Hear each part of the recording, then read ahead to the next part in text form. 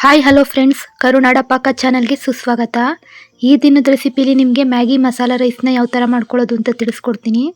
ತುಂಬ ಈಸಿ ಮತ್ತು quick recipe ಅಂತಲೇ ಹೇಳ್ಬೋದು. ತಿನ್ನೋಕ್ಕಂತೂ ತುಂಬ ಯಮ್ಮಿಯಾಗಿರುತ್ತೆ. ಬನ್ನಿ ಯಾವ ಥರ ಮಾಡ್ಕೊಳ್ಳೋದು ಅಂತ ತಿಳಿಸ್ಕೊಡ್ತೀನಿ. ಮೊದಲು ಒಂದು ಪಾತ್ರೆನ ಬಿಸಿಗಿಟ್ಟು ಒಂದು 3 ಸ್ಪೂನಷ್ಟು ಎಣ್ಣೆನ ಸೇರಿಸ್ತಾ ಇದ್ದೀನಿ.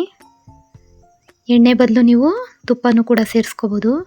ನೀವು ಯಾವುದೇ ರೀತಿ ಸಾಂಬಾರಿಗೆ ಮನೆ ಬಳಕೆ ಎಣ್ಣೆ ಇದೆಯಲ್ಲ, ಅದೇ ಎಣ್ಣೆನ ನೀವು ಬಳಸ್ಬೋದು.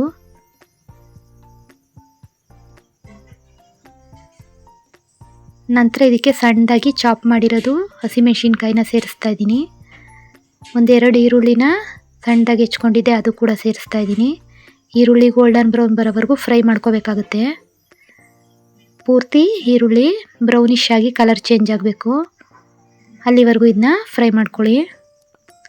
ನಂತರ ಅದಕ್ಕೆ ಸಣ್ಣದಾಗಿ ಹೆಚ್ಕೊಂಡಿರೋ ಟೊಮೊಟೊನ ಸೇರಿಸ್ತಾ ಇದ್ದೀನಿ. ಒಂದೆರಡು ಟೊಮೊಟೊ ಇದೆ ಸಣ್ಣದಾಗಿ ಹೆಚ್ಕೊಂಡಿರೋದು, ಅದು ಕೂಡ ಫ್ರೈ ಮಾಡ್ಕೋಬೇಕು. ಜಾಸ್ತಿ ಏನು ಪದಾರ್ಥಗಳು ಬೇಕಾಗಲ್ಲ. ಒಂದು 4-5 ಐಟಮಲ್ಲೇ ಈ ಥರ ಸೂಪರಾಗಿರೋ Maggi magic masala rice ready ಆಗುತ್ತೆ ನೋಡಿ. ಸ್ವಲ್ಪ ಟೊಮೊಟೊ ಬೆಂದ ಮೇಲೆ ಮ್ಯಾಗಿ ಮ್ಯಾಜಿಕ್ ಮಸಾಲನ ಸೇರಿಸ್ತಾ ಇದ್ದೀನಿ. 2 ಪ್ಯಾಕ್ ಸೇರಿಸ್ಕೊತಾ ಇದ್ದೀನಿ.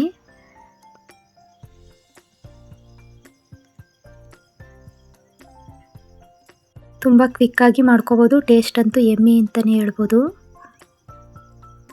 ಒಂದು ಸಲ ಇದನ್ನ ಸ್ವಲ್ಪ ಫ್ರೈ ಮಾಡ್ಕೋತಾ ಇದ್ದೀನಿ ಹಾಗೇ. ನಂತರ ರುಚಿಗೆ ತಕ್ಕಷ್ಟು ಉಪ್ಪನ್ನ ಸೇರಿಸ್ತಾ ಇದ್ದೀನಿ. ನೀವು ಎಷ್ಟು ರೈಸ್ನ ಮಿಕ್ಸ್ ಮಾಡ್ಕೋತೀರಿ ಅಷ್ಟು ಉಪ್ಪನ್ನ ಸೇರಿಸ್ಕೊಳ್ಳಿ. ನಂತರ ಸ್ವಲ್ಪ ಕೊತ್ತಂಬರಿ ಸೊಪ್ಪು, ಒಂದು ರೌಂಡು ಮಿಕ್ಸ್ ಮಾಡ್ಕೋತಾ ಇದ್ದೀನಿ. ಅದೇ ಚಿತ್ರಾನ್ನ ಪುಳಿಯೋಗರೆ ತಿಂದು ಬೇಜಾರಾಗಿದ್ದರೆ ಈ ಥರ ಮಾಡ್ಕೊಳ್ಳಿ. ಲಂಚ್ ಬಾಕ್ಸು ಕೂಡ ಚೆನ್ನಾಗಿರುತ್ತೆ. ಬ್ಯಾಚುಲರ್ಸ್ ಕೂಡ ಮಾಡ್ಕೋಬೋದು, ಕ್ವಿಕ್ಕಾಗಿ ಮಾಡ್ಕೋಬೋದು ಅಂಥ ರೆಸಿಪಿ ಅಂತಲೇ ಹೇಳ್ಬೋದು. ಈಗ ಇದಕ್ಕೆ ಲಾಸ್ಟಲ್ಲಿ ಸ್ವಲ್ಪ ನಿಂಬೆಹಣ್ಣು ಸೇರಿಸ್ತಾ ಇದ್ದೀನಿ.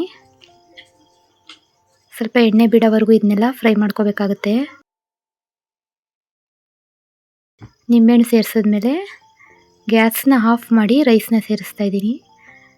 ನಾನಿಲ್ಲೊಂದು 2 ಪಾವಷ್ಟು ಅಕ್ಕಿ ಅನ್ನನ ಮಾಡ್ತಾಯಿದ್ದೀನಿ, ಅಂದರೆ ಒಂದು ಅರ್ಧ kg ರೈಸು. ಇದನ್ನ ಒಂದು ರೌಂಡು ಎಲ್ಲ ಮಿಕ್ಸ್ ಮಾಡ್ಕೋಬೇಕು ಕ್ಲೀನಾಗಿ, ಮಸಾಲೆ ಒಂದಕ್ಕೊಂದು ಅಂಟ್ಕೊಳ್ಳೋ ಥರ. ನೋಡಿ ಇದಾಗಿದೆ. ತುಂಬ ಕ್ವಿಕ್ಕಾಗಿ ಮಾಡ್ಕೋಬೋದು, ಯಮ್ಮಿಯಾಗಿರುತ್ತೆ.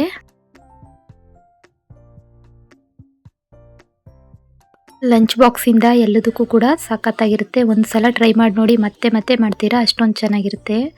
ನಮ್ಮ ಈ ರೆಸಿಪಿ ನಿಮಗೆ ಇಷ್ಟ ಆಗಿದೆ ಅಂತ ತಿಳ್ಕೊತೀನಿ. ಇಷ್ಟ ಆದರೆ ಲೈಕ್ ಮಾಡಿ, ಶೇರ್ ಮಾಡಿ, ಕಮೆಂಟ್ ಮಾಡಿ. ಹೊಸ ರೆಸಿಪಿಗಳ ಜೊತೆ ಮತ್ತೆ ಸಿಗೋಣ. Thank you for watching.